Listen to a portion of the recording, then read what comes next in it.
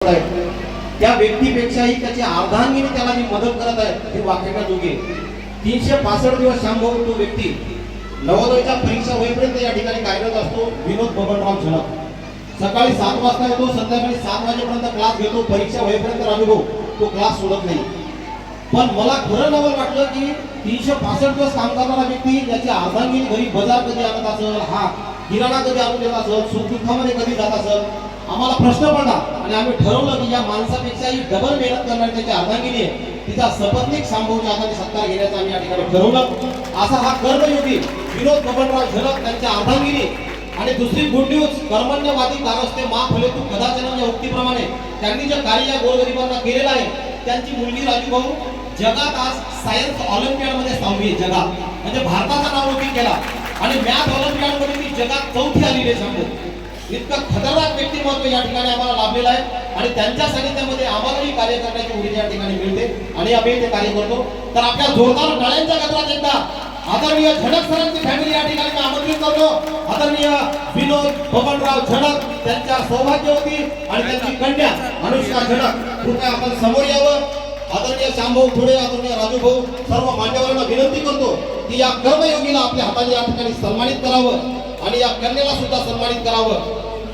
या अभिनव शाल श्रीफळ माफारी ताईंना विनंती करतो की त्यांनी समोर यावं.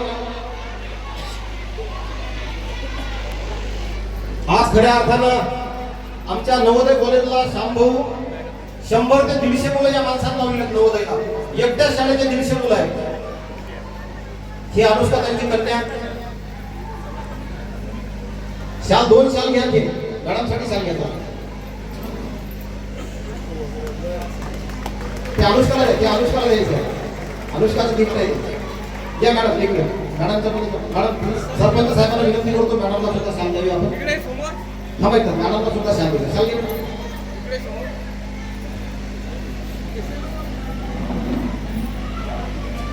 एक पुष्पगुच्छ घ्या. दुसरा घ्या. एक शाल घ्या ना. शाल अनुष्काला घ्या. आदरणीय राजूभाऊला विनंती करतो अनुष्काला सुद्धा सन्मानित करावं, कारण हिनं नाव नक्की केलेली आहे.